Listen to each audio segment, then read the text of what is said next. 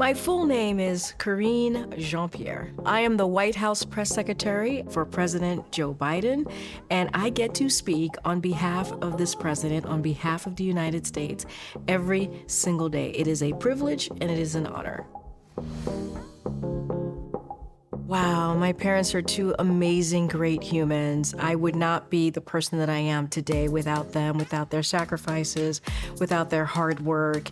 And they always believed that their children could have better, they could have better. And so, like many other parents across this country, across the globe, obviously, worked really hard to make sure I had everything. And not just me, my siblings, I have two younger siblings, had everything that we needed to be able to reach whatever goal and potential that we had. And so they grew up in Haiti during a dictatorship, and they realized that they needed to leave the country, at least at that time, because they wanted to make sure that they could provide more for their family. There's a long history of opportunities here, but it's not easy. It is not easy. It is a difficult road. And my dad was a New York City cab driver. My mom was a home health care aide, and they worked 6-7 days a week trying to do the best that they can. And even to this day, my parents still live check to check.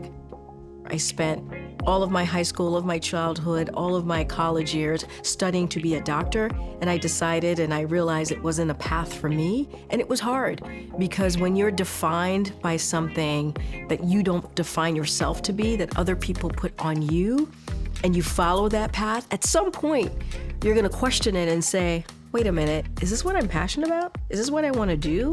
Is this really the road that I want to take? And if I don't reach it, because a lot of it for me was I didn't think I could reach it and that I would disappoint my parents. And I felt like I did when I didn't reach that goal that they wanted. So in my early 20s, I was trying, right after college, I was trying to find myself, trying to figure out what is my career that I'm going to really dive into. Working for the Obama-Biden administration was magic.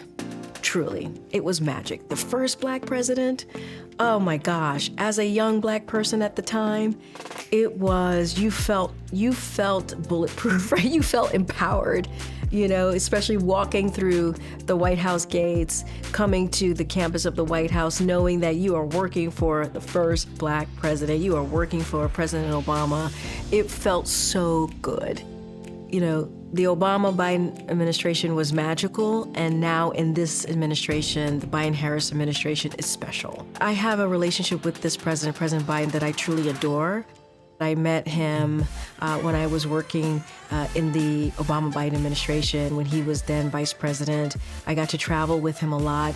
I got to see this man who was 34 years as a senator. He was the vice president, and he would talk about his experience as senator, what he was able to see in his state and in this country. It was like learning history through him. And he was and he is a genuinely kind and caring person, and he has been through a lot.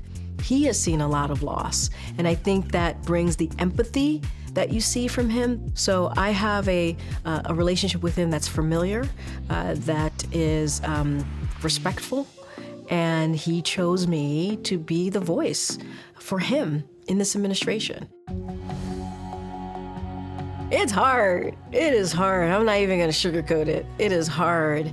I am a single parent that's co-parenting right now. I have this very big job, and I'm never off. It is, when you meet people, it's not like they say to you, oh, you're in your private life right now. So no, they see you. I'm always the White House press secretary, the woman that they see on TV. It's very rare that I'm actually Karine Jean-Pierre, even in my private life, because I am always representing him. But I do have to be a mom. And that's important. That's a number one job for me.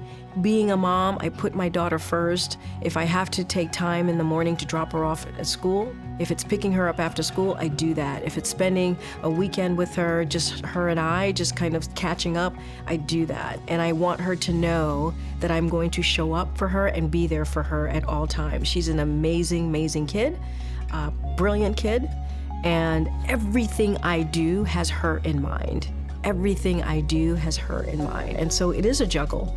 You have to be purposeful, you have to be coordinated, you have to be really, really mindful of how you're moving through life. And while it is difficult to juggle, and I do my best to do that and try not to drop any balls in the air that I'm trying to juggle, I also understand the importance of this job and doing this job on behalf of my daughter. It is important for me to be unapologetic about who I am. And I hope that people see that in everything that I do. I am unapologetic about being Black, I'm unapologetic about being a woman, I'm unapologetic about being queer. And it is everything that I am today is all of those things. It is part of who I am. And I do not care what anybody has to say.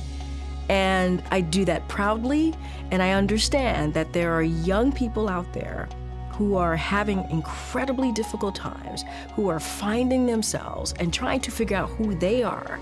And my hope is they look at me and they learn about me and they see me at that podium, and it gives them a little hope. It gives them a little boost in their step, because they know that me working here, yes, is representation, but also hopefully it means that they understand that this administration, the Biden-Harris administration, is doing everything that we can to make sure that they are protected.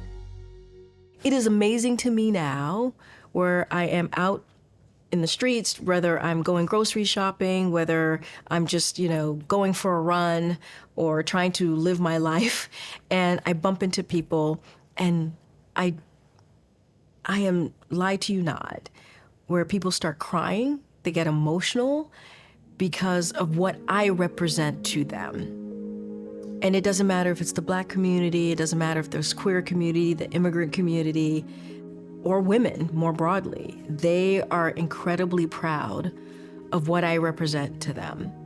And so there's that representation matters, and it's really important. And there's something else I've been saying recently, which I've been thinking about, which is showing up matters. You gotta show up. Yes, representation matters, but you gotta show up.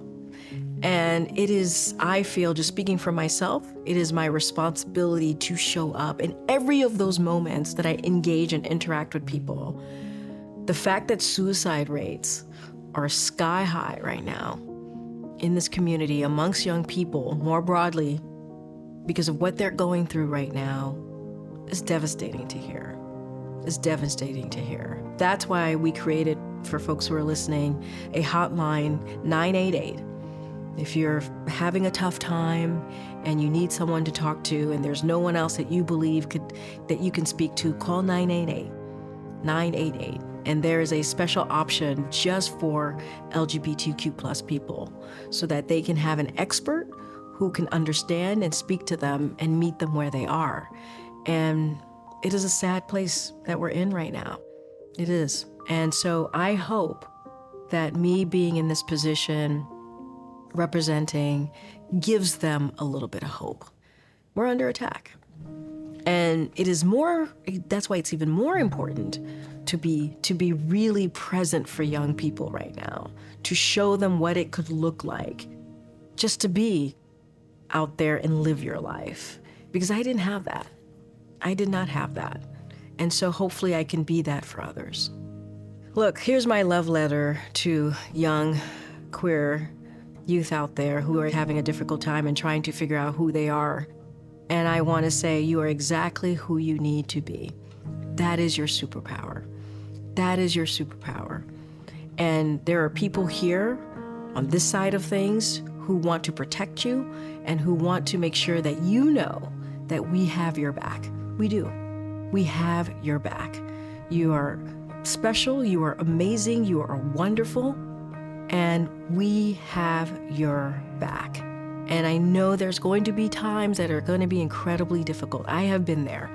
Just know that I have been there where it's going to be really hard, where you may be crying in your room or you feel no one understands what you're going through. Know that there are people who understand exactly what you're going through. And just look at my life. I went through it. I had phases. I had ups and downs. And the moment that I realized and understood that it is who I am right now is who I'm supposed to be. How I define myself right now is who I'm supposed to be. And no one actually can take that away from you. No one can take that away from you. So just know that we love you, we see you, we honor you, we think you are brilliant, and we have your back.